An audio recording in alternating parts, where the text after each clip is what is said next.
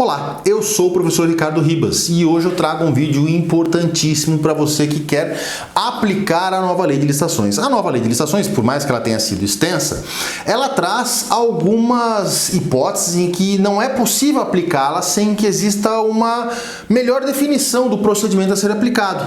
Em outras palavras, sem que sejam editados regulamentos para dizer como cumprir aquela determinada disposição da nova lei de licitações. Eu trouxe para você hoje os cinco mais importantes regulamentos da nova lei de licitações. Antes da gente começar, eu quero conversar com você sobre essa tela aqui.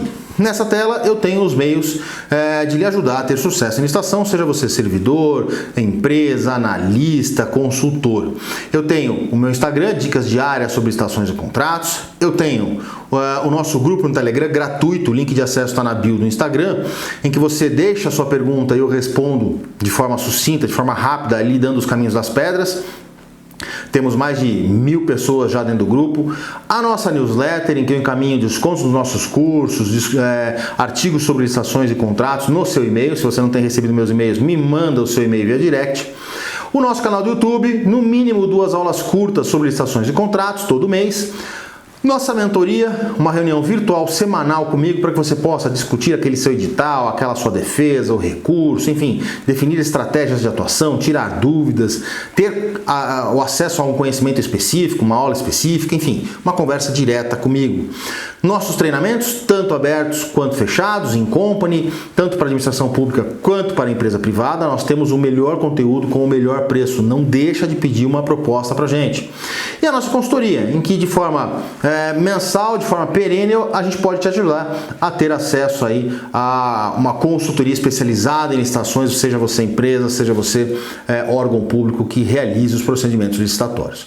Volta aqui comigo. Bom, vamos falar do primeiro e que eu acho que você já está, se for município, já está comendo bola aí, já está tomando prejuízo por não ter regulamentado no prazo correto. A definição do que é item comum e o que é item de luxo, que é bem comum, que é bem de luxo.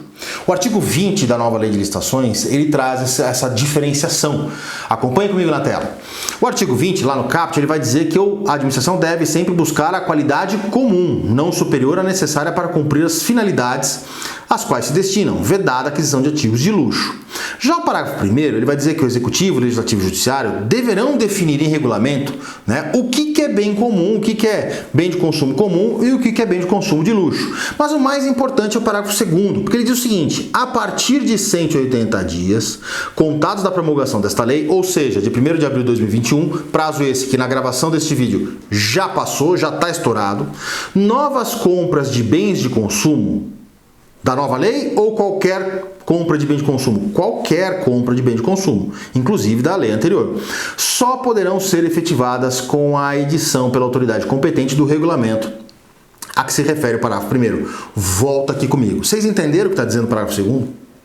Que qualquer licitação, qualquer contratação de bem de consumo comum, mesmo na 8666, só pode ser feita agora com a existência desse regulamento, definindo o que é item comum e o que é item de luxo. Sob pena do quê? Sob pena do Tribunal de Contas julgar a sua licitação, a sua contratação irregular.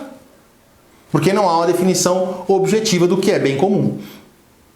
Nossa, Ricardo, mas o meu município não tem esse decreto. E agora? E agora que provavelmente as licitações que você está fazendo para bens de consumo comuns poderão ser julgadas regulares. Talvez nesse primeiro momento o Tribunal de Contas até julgue irregular com recomendação, já ouviu isso? Aquele puxão de orelha, Olha, corrija aí, para as próximas vezes, mas você já corre o risco.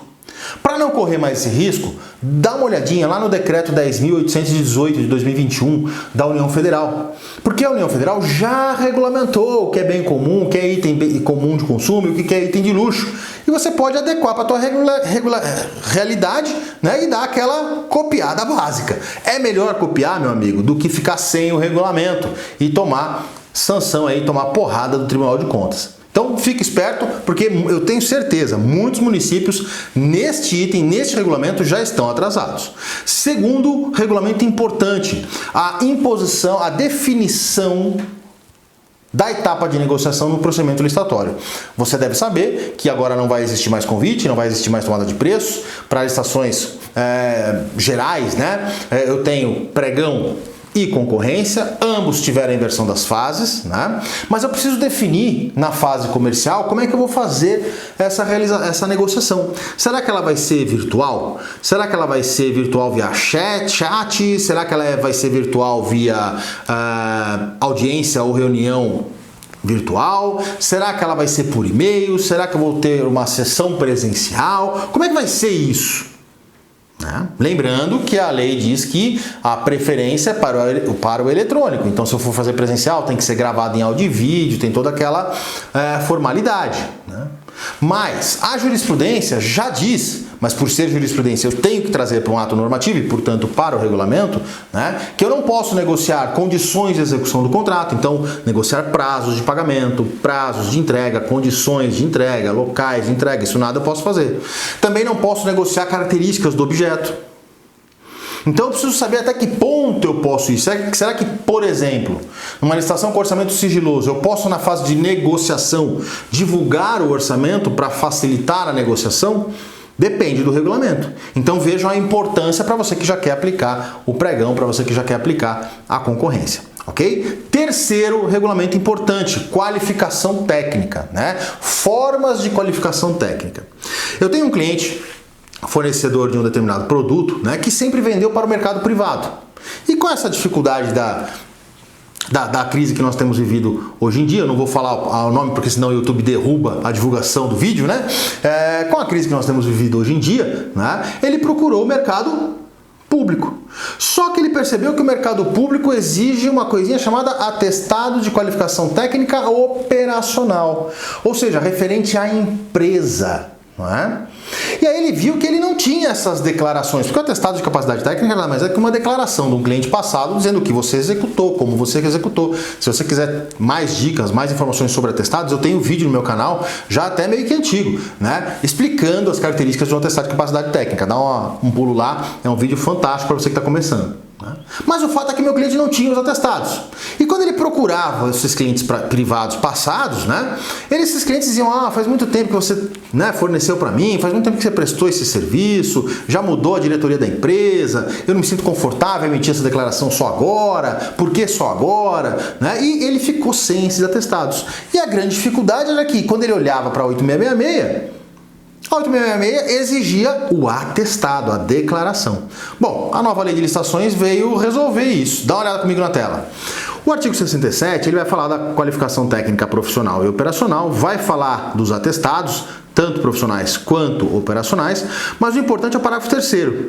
Salvo na contratação de obras e serviços de engenharia, porque daí eu vou precisar manter os atestados, as exigências de qualificação técnica, a critério da administração, poderão ser substituídas por outra prova de que o profissional ou a empresa possui conhecimento técnico e experiência prática na execução de serviço de características semelhantes. Hipótese em que as provas alternativas aceitáveis deverão ser previstas em regulamento. Volta aqui comigo. Então vamos lá, vamos entender isso. O legislador deu a possibilidade, criou a possibilidade de cada ente federativo, prefeitura, estado, união, dizer como será possível realizar a qualificação técnica, tanto profissional quanto operacional, salvo para obras e serviços de engenharia, que continua exigindo atestado, quando a empresa não tiver atestado. Ricardo, dá um exemplo prático. Dou. Meu cliente não tem o atestado de capacidade técnica, mas ele tem, por exemplo, as notas fiscais da prestação do serviço. Ele tem o contrato descrevendo o serviço que ele fez, descrevendo o fornecimento que ele fez. Isso é uma prova, se a gente juntar as duas coisas, eu tenho o contrato firmado, eu tenho a nota fiscal comprovando o faturamento, né? Isso é uma prova de que eu executei o objeto.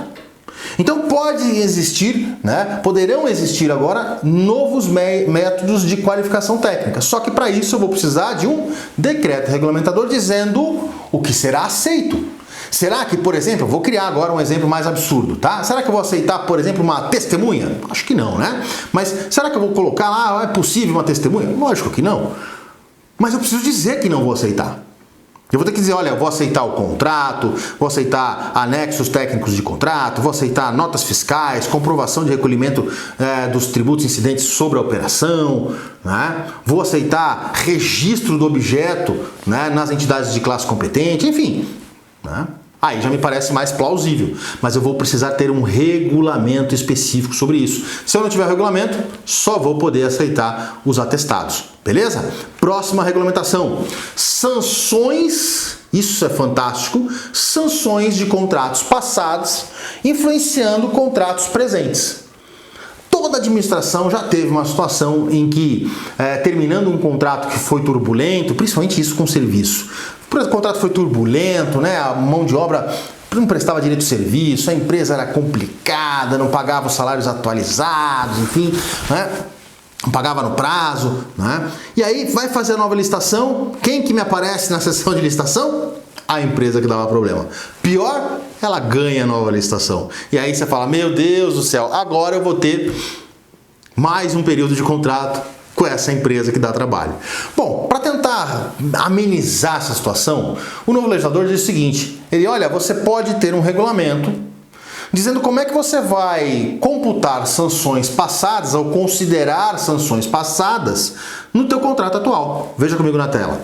Quem diz isso é o artigo 161. E aí lá no parágrafo único do 161, ele diz assim, para fins de aplicação das sanções previstas no inciso 1º, 2º, 3º e 4º do 156, que é advertência, multa, impedimento e declaração de inidoneidade, o Poder Executivo regulamentará a forma de cômputo e as consequências da soma de diversas sanções aplicadas a uma mesma empresa e derivadas de contratos distintos. Volta aqui comigo.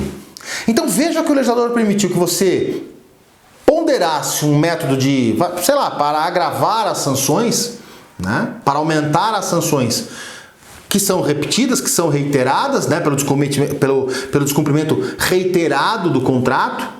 Mas ele também permitiu, e isso me pareceu fantástico, né? Que você pondere o histórico contratual que essa empresa tem com você. E aí você vai colocar lá no teu regulamento. Vou criar aqui agora, por exemplo, né, que a empresa que já tiver tomada ou tiver recebido uma sanção contratual pelo mesmo fato gerador em contrato passado com aquela administração, terá automaticamente a pena agravada na multa em 10% ou para a próxima sanção prevista no artigo 156. Então, se o cara tinha tomado só multa, ele pode agora tomar uma multa mais grave, mais impedimento. Se foi só uma advertência, agora ele vai para multa, né? Eu vou poder agora, no meu âmbito municipal, prever a combinação e a ponderação, né, do histórico punitivo passado da empresa. O que é fantástico, né? O que é fantástico para você ter o quê? Uma execução regular do objeto. A empresa agora vai ser, opa, se eu cometer o mesmo erro do passado, a sanção vai ser pior. Né? E para terminar, o último ponto importante, né, é como aplicar a nova lei de licitações sem ainda estar no Portal Nacional de Contratações Públicas. Nós sabemos, né, que vários dos atos procedimentais e contratuais ao longo de toda a nova lei de licitações devem ser publicados no PNCP. Só que muitos órgãos públicos, né, na gravação desse vídeo, inclusive o TCU não está ainda, né, mas muitos órgãos públicos, né, ainda não estão integrados no PNCP. E aí vem a dúvida, Ricardo, como é que eu aplico a nova lei se a lei manda eu publicar no PNCP, manda eu publicar no Portal Nacional? Como é que eu faço? Só um detalhe, eu também tenho um vídeo específico sobre esse ponto lá no canal, com muito mais detalhes. Se você estiver interessado, corre lá para assistir. Mas vamos lá. Bom, acompanhe comigo na tela algumas saídas possíveis. Primeiro, eu posso utilizar por analogia o que diz o parágrafo único do artigo 176. Ele diz lá, enquanto não adotarem o PNCP, os municípios, né, e aí ele está falando lá dos municípios com menos de 20 mil habitantes, né, deverão publicar em diário oficial as informações que essa lei exige que sejam divulgadas em sítio eletrônico oficial, admitida a publicação de extrato, e disponibilizar a versão física dos documentos em suas repartições, vedada a cobrança de qualquer valor, salvo referente ao fornecimento do edital ou de cópia do documento, que não será superior ao custo de sua reprodução gráfica. Volta aqui comigo. Mas esse dispositivo do parágrafo único do artigo 176, ele se refere só aos municípios com até 20 mil habitantes. Então, se você possui mais que 20 mil habitantes, você não pode aplicar essa regra de forma automática. Os que estão dentro dos 20 mil habitantes até podem aplicar de forma automática, mas os que estão fora não. E aí eu vou precisar do quê? Regulamentação. E como é que eu faço isso? Praticamente copiando este texto e colocando lá no seu decreto municipal, dizendo, olha, enquanto o município X não estiver integrado ao PNCP, né, deverão publicar os atos previstos na nova lei de licitações, né, no Diário Oficial do município, no Diário Oficial do Estado, no Diário Oficial da União, depende aí da situação, né, no site oficial da Administração Pública Municipal, no site da Prefeitura, né. até colocar, como diz o inciso 2º aí, né, fixar a versão física para consulta, né? E aqui eu vou te deixar já uma outra dica, outro bizu, né? Tem 3 regulamentos aí, 3 regulamentos estaduais que podem ser muito bem copiados para os municípios, não há problema nenhum, dizendo como eles adequaram especificamente sobre o PNCP a aplicação da nova lei nos seus âmbitos federativos. Então basta você fazer isso. Agora, para quem ficou comigo até o final, vem uma dica legal. Eu preciso ter 5 regulamentos, um para cada assunto? Não. Eu posso fazer um regulamento único disciplinando essas 5 hipóteses. E depois, se eu sentir necessidade, outros regulamentos disciplinando outros assuntos. Então você pode pegar todo esse vídeo, bate print da tela, congela a tela, né? Vai escrevendo o seu regulamento e faz um regulamento único. Beleza? Segundo ponto importante, agora para as empresas. Ricardo, e eu? Esse vídeo é só para órgão público? Lógico que não. Tá? Esse vídeo também é para você empresário. Você pode contestar uma licitação de bem de consumo que não teve o regulamento, a observação do regulamento. Você pode forçar ali, você pode questionar a prefeitura da sua região para que edite o regulamento sobre qualificação técnica. Então você também pode atuar ativamente forçando a administração aí a promover essa regulamentação. Ok? Eu sou o professor Ricardo Ribas. Se você gostou deste vídeo, eu vou pedir para você se inscrever nos meus canais, lá no Instagram, lá no YouTube, tem o LinkedIn, enfim, se inscreve nas minhas mídias para que você possa receber novos vídeos. Curte o vídeo, dá o seu like, o seu joinha, ativa o sininho para receber os próximos vídeos e eu te encontro provavelmente no próximo vídeo. Desejo sucesso e a gente se vê. Tchau!